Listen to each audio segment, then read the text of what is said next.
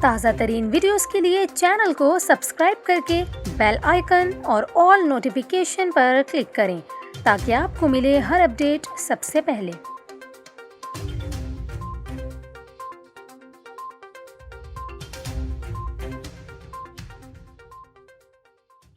السلام علیکم، آپ دیکھ رہے ہیں نیوز 24/7 اردو اور میرا نام ہے کومل خان۔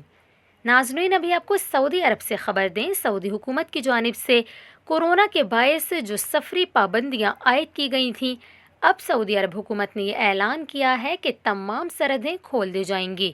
سعودی عرب میں شہریوں کے لیے بیرون ملک سفر پر عائد پابندی ختم کر دی گئی ہے۔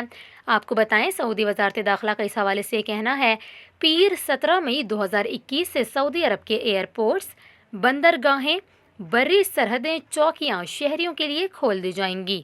عمل درآمد اتوار اور پیر کی درمیانی شب 1 بجے سے ہوگا۔ بیان میں یہ بھی کہا گیا کہ ان افراد کو سفر کی اجازت دی گئی ہے جنہوں نے ویکسین کی 2 خوراکیں لگوائیں یا سفر سے کم از کم 2 ہفتے قبل 1 خوراک لگوائی، یا وہ جو گزشتہ 6 مہینے کے دوران کورونا سے صحت یاب ہوئے یا جن کی عمر 18 سال سے کم ہے۔